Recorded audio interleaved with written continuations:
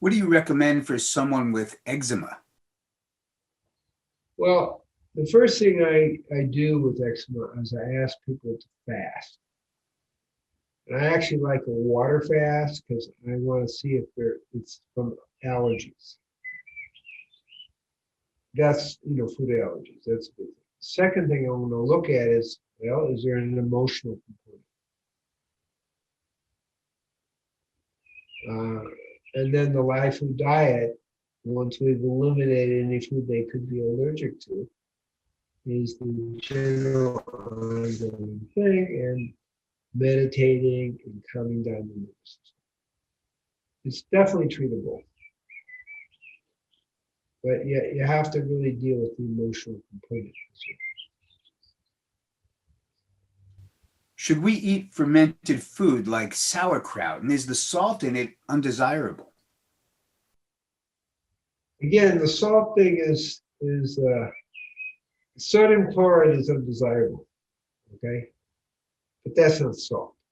Sauerkraut, kimchi are very good. Why are they good? Because they help rebalance and support your biome. And a healthy biome creates a healthy brain. So we're making our own because we can't get what we want here in Israel. But I think it's very important to support your biome health. It's one of the keys to overall health. And the kimchi, I like it spicy a little bit. I'm a cop, I like it more spicy. With sauerkraut, are bringing in very healthy bacteria to rebalance your system, because most people, because the way they eat and their lifestyle, have an unhealthy biome. I think that's why I'm not needing enzymes anymore, and my digestion is really quite good compared to how it was. So those are just some thoughts about it, but I think these fermented foods are very good to do as an ongoing thing. And of course, you got to make sure it's not cooked, because it kills all the enzymes. You want to kills all the bacteria. So you have to get, if it's in the store, then you got to make sure it says uncooked. Otherwise, it's a waste of time.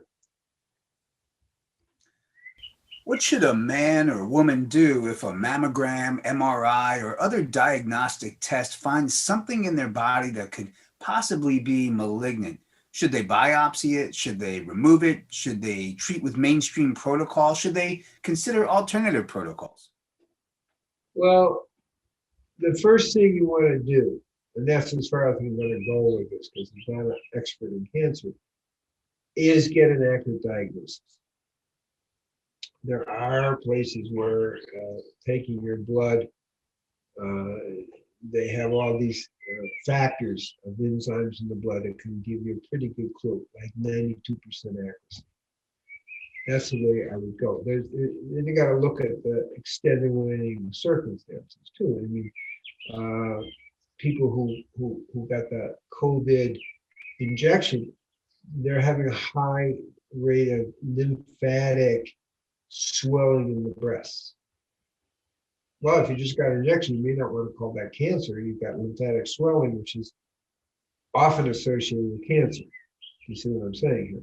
So you got to get your diagnosis. That's the most important before you do anything. You want to have the least invasive way to get your optimal diagnosis.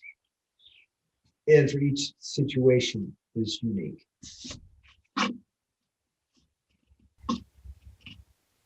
What's wrong with eating fish? Everyone says it's healthy. If I were a porpoise, it would be very healthy for me. If I were a shark, it would be healthy. But not even for them. Why? Because the oceans are so polluted. Just making it simple. Fish have some good qualities. I have never liked fish. I had an aversion from fish since I was 10. Okay. Forget it. But the main thing is the waters are polluted. The fish are concentrating the pollution in their tissues. So you're getting a very, very high concentration of pollutants in the fish flesh. What do you recommend for someone who has gastrointestinal disease? Yeah. Again, we're getting into kind of things that we're actually legally not talking about. But there's basic approaches. Why do you have the disease? Is it emotional? You have food allergies, which is a very common thing.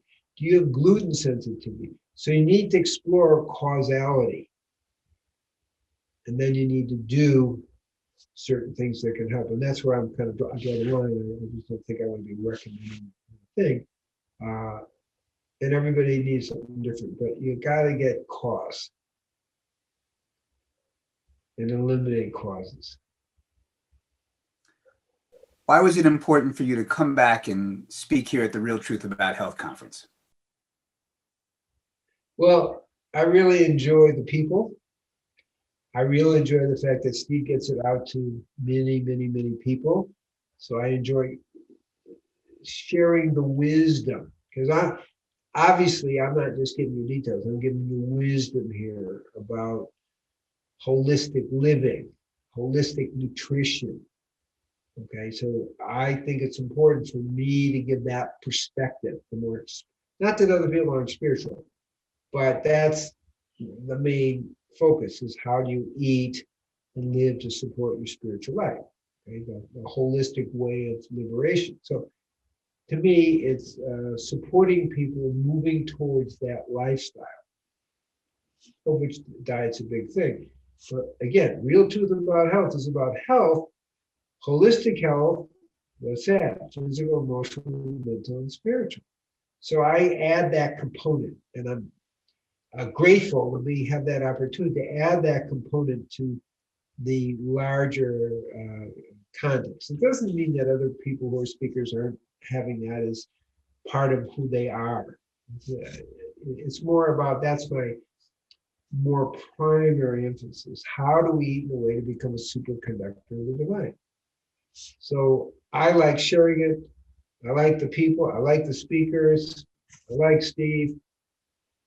We should do things we like to do. So that's part of it. Well, we're certainly very grateful that you join us year after year, and thank you for all of your meaningful work. We're looking forward to reading your new book, and more than anything, thank you for being gracious with your time here today. Thank you so much, Doctor. Well, I'm pleased. I really like supporting this work. I like what Steve's doing. I think the whole conference is really good.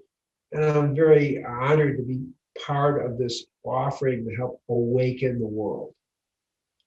So it's a win-win. Beautiful. Thank you again. Great to see you again. Good to see you too. You will. You too.